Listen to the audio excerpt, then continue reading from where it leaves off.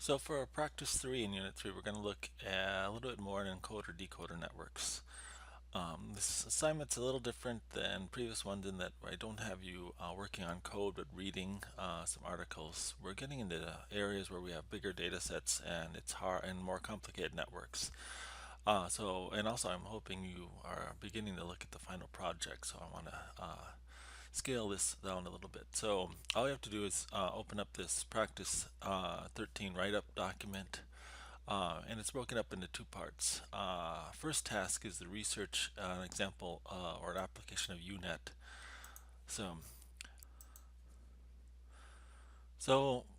you get to choose between two different applications of UNet here. One is Kaggle Salt Challenge, and the other one is Airbus Ship Detection Challenge. Both are image segmentation issues.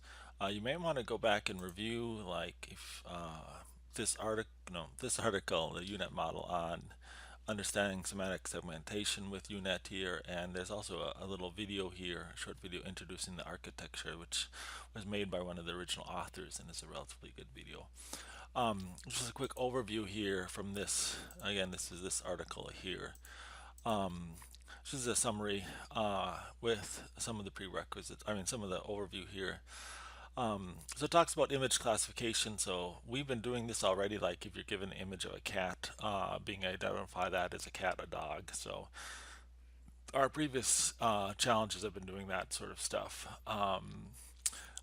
It gets a little more complicated when we try to localize it, where we try to maybe draw a bounding box around different objects, and particularly if we have multiple objects in a picture, draw multiple bounding boxes around those images. So that's often called object detection here. But again, these are just bounding boxes here, and the network just tries out all different sizes of boxes and sees which ones have the best fit and uses that.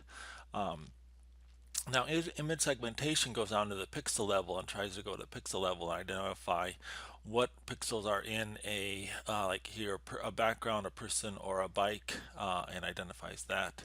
So at a pixel level is image semantic segmentation or image segmentation. So similar here, again, we're trying to identify the individual people here. So again, object detection is just a bounding box here. Segmentation initially is just drawing and not identify the individual people or the individual objects, just saying this is a person here. And then this instant segmentation is again where we're actually getting down to differentiating one person and the other for this. And again, we see this a lot in self-driving cars, where now self-driving cars are now identifying all the objects, street signs, people, cars, pedestrians around them. It's also used a fair amount in medical imaging and in geosensing, where we're trying to identify this. Here's an example where they're trying to identify trees, where the trees are, so they can do some landscape stuff for this. This actually then walks through the SALT image and what that's about. So if you're going to read that, this is a good place to start. But let's just go down here. It goes over the basics of convolutional neural networks. We've gone over those now and how that works. Talks about max pooling, that kind of layer where we take a large image and refine it down to a smaller size image by taking the max of every 4 blocks. And then it talks about the common structure. This is what's called the LeNet, where we take a 32 by 32 image and we shrink it down to 28 by 28, and then we pull it down to 14 by 14 and shrink and do a convolution to 10 by 10, and we pull it down again to 5 by 5. And each time we're getting often more layers, more filter layers as we go. And then we have a couple fully connected layers after that.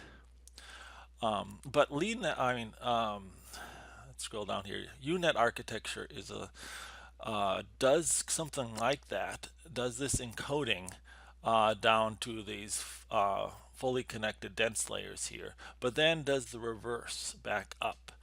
And so this is what's called an encoding and decoding network. So we take a file and we encode it, and so what we do is we apply 2 convolutional filters layers here, and then we do a max pool, a pool layer which shrinks the image. So originally our image would be like 570, and now it shrinks down to 280. But we double the number of filters, and then we shrink it again and double the number of filters, shrink it in half, and double the number of filters, shrink it in half. So we end up with a 32 by 32 image here with like 500 or 1,000 filters images here. And then we feed that into a large pooling or flat layer or dense layer, either one here and back. And then we do the opposite. We have this opposite of max pooling here. We do an up convolution area, and then we again do our convolution stuff here to work up.